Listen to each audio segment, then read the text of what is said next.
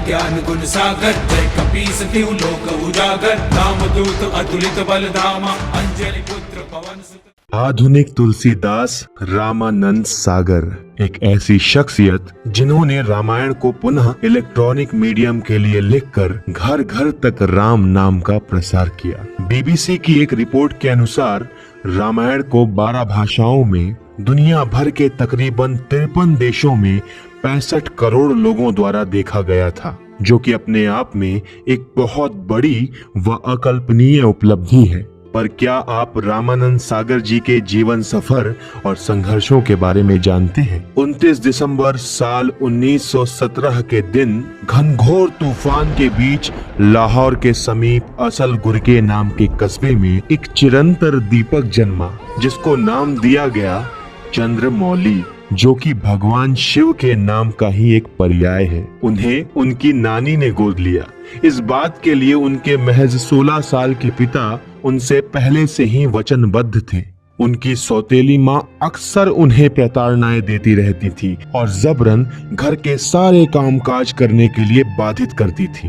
एक दिन गुस्से में आग बबूला उनकी सौतेली माँ ने उन्हें बर्तन सफाई से न धुलने के लिए एक मटकी उनके सर पे दे मारी, जिसके कारण उनके माथे पर एक चंद्राकार घाव उभर आया। उनकी सौतेली माँ ने ही भारी दहेज के लालच में शीघ्र ही उनका विवाह करा दिया, पर प्रसूति के दौरान ही उनकी पहली पत्नी की मृत्यु हो गई। साथ ही साथ उनका नवजात शिशु भी नहीं बच सका।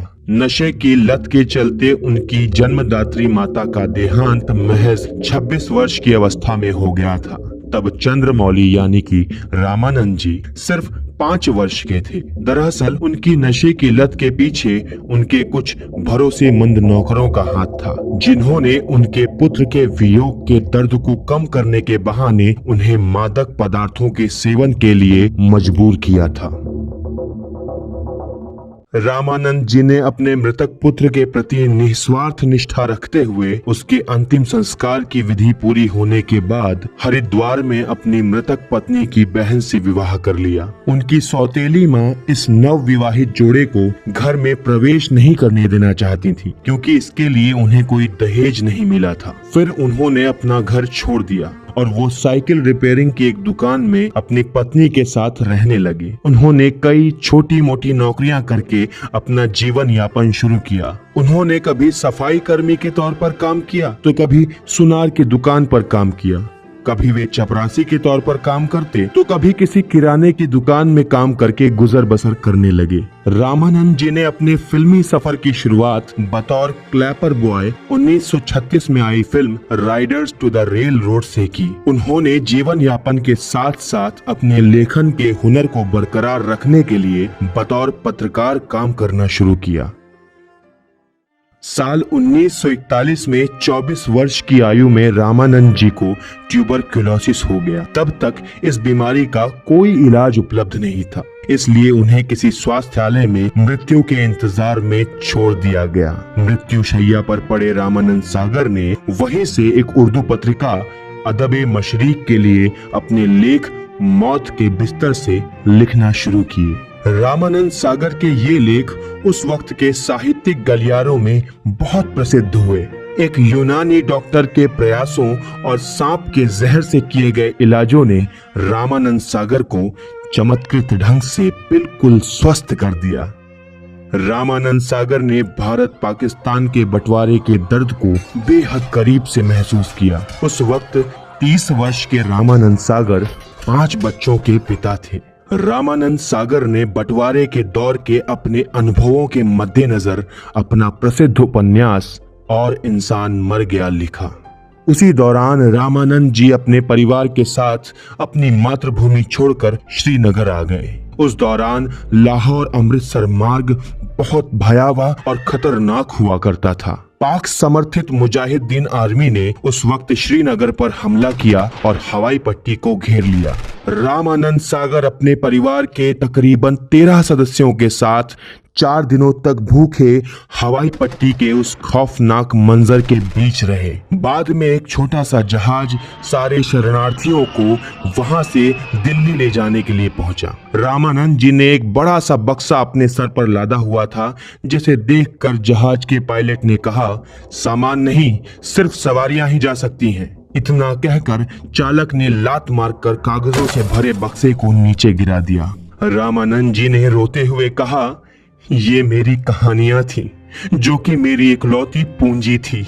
और आखिर में पायलट ने उन्हें पहचान लिया कि ये वो ही रामानंद चोपड़ा हैं जिन्होंने मौत के बिस्तर से लिखी थी। पायलट ने तुरंत उनके पैर छुए और उन्हें गले से लगा लिया। साथ ही साथ उन्हें अपनी चल अचल संपत्ति यानी कि उनकी रचनाओं को साथ ले जाने की अनुमति दे दी। दिल्ली में शरणार्थियों के तौर पर उनके परिवार ने खरबूज के बीजों को बेचकर छोटी सी आमदनी में अपना गुजर बसर शुरू कर दिया। बाद में रामानंद सागर की प्रतिभा को देखते हुए उस वक्त के मशहूर लेखकों जैसे किशन चंद्र और मंटो ने उन्हें मुंबई जाकर फिल्मकारों से मिलने की सलाह दी। रामानंद सागर मुंबई पहुंच गए।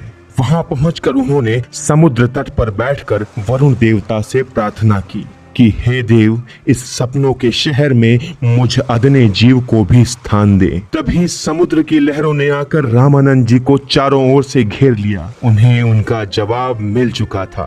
मानो वरुण देव ने उनकी प्रार्थना सुन ली थी और भविष्य में हुआ भी ऐसा। मुंबई समेत पूरे देश ने उन्हें अपने दिलों में स्थान दिया।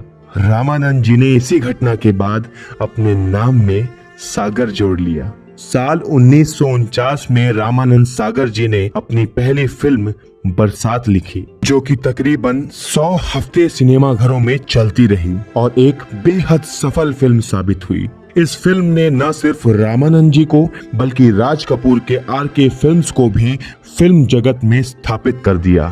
उन्होंने कई लघु कथाएं और 2 नाटक गौरा और कलाकार लिखे, जिनका प्रदर्शन मुंबई के पृथ्वी थिएटर में हुआ। जिंदगी के कई उतार चढ़ावों को झेलते हुए अंततः रामानंद सागर जी ने साल 1950 में अपना खुद का प्रोडक्शन हाउस सागर आर्ट्स खोल लिया, जिसके तहत उन्होंने बतौर लेखक, निर्माता और निर्देशक अपनी पहली फिल्म मेहमान बनाई। पर दुर्भाग्यवश ये फिल्म बहुत बड़ी फ्लॉप साबित हुई, जिसने एक बार फिर सागर परिवार के बढ़ते हुए कदम वापस ले लिए। उसके बाद जैसे तैसे रामानंद सागर जी ने एक छोटे बजट की फिल्म बाजूबंद का निर्माण किया और वो भी एक बड़ी फ्लॉप साबित हुई। इसके बाद वो चेन्नई चले गए, जहां उन्होंने जेमिनी स्टूडियोज के लिए कुछ वर्षों तक लेखक और निर्देशक के तौर पर काम करना शुरू किया। उन्होंने कुछ मशहूर फिल्में भी लिखी, जैसे इंसानियत, पैगाम और राज तिलक। इसके साथ साथ उन्होंने कुछ फिल्मों में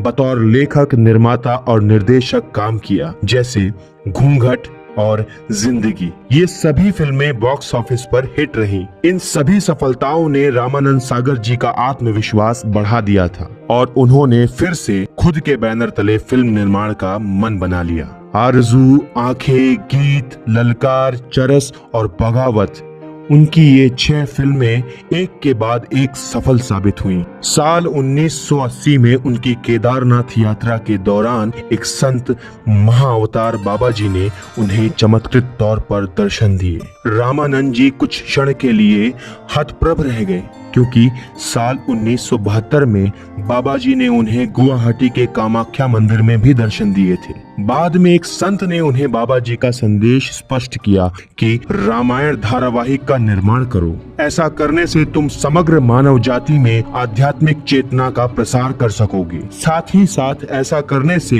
विश्वव्यापी प्रसिद्धि के भागी भी बनोगे। इसके बाद रामानंद सागर ने ये घोषणा कर दी कि मैं सिनेमा छोड़ने जा रहा हूँ और टेलीविजन से जुड़ने जा रहा हूँ। मेरे जीवन का अब एकमात्र उद्देश्य है पौराणिक कथाओं को तथा मर्यादा पुरुषोत्तम भगवान श्री राम के आदर्शों को जन जन तक पहुँचाना। उन्होंने रामायण के कई संस्करण पढ़े, कई अलग अलग भाषाओं में रामायण का उन्होंने गहराई से अध्ययन किया। इंडस्ट्री के लोगों को लगा कि ढलती उम्र के साथ रामानंद सागर का दिमाग फिर गया है और वो पागल हो चुके हैं। उन्होंने दूरदर्शन को रामायण के प्रसारण का प्रस्ताव दिया। कुछ सालों तक उस वक्त की सरकार ने हिंदू लहर के भय से उनके प्रस्तावों को स्वीकार नहीं किया, पर इतने बड़े राम भक्त को भला कौन पराजित कर सकता है।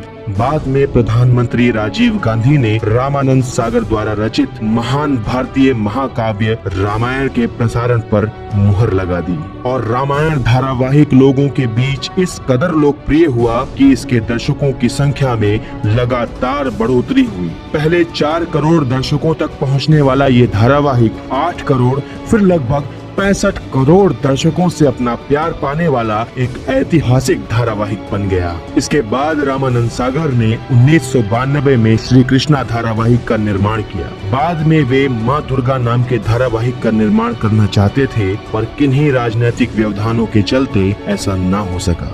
भारतीय टेलीविजन जगत में विगत 30 वर्षों से धार्मिक और कपोल कल्पित धारावाहिकों की शैली में सागर आर्ट्स का एक छत्र राज रहा है, जिसने अनेकों नेक, प्रसिद्ध व सफल धार्मिक धारावाहिक भारतीय दर्शकों को दिए हैं।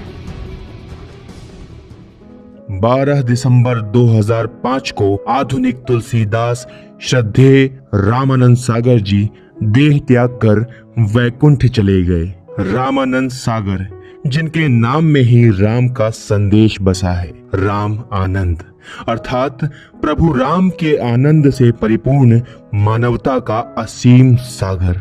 सोचने वाली बात है कि 70 वर्ष की अवस्था में जब बाकी लोग सेवानिवृत्त होकर बाकी का जीवन बिस्तर पर गुजारने की योजना बना रहे होते हैं, जीवन की उस अवस्था में सागर साहब प्रभु राम का संदेश घर घर तक पहुंचा रहे थे। तो रामानंद सागर जी के जीवन से हमें ये प्रेरणा मिलती है कि कभी भी उम्मीद नहीं छोड़नी चाहिए और अभी देर नहीं हुई है, क्योंकि जब एक चपरासी, एक दुकानदार, एक सफाई कर्मी एक महान ऐतिहासिक धारावाहिक रामायण बना सकता है, तो आप चाहें तो क्या नहीं कर सकते।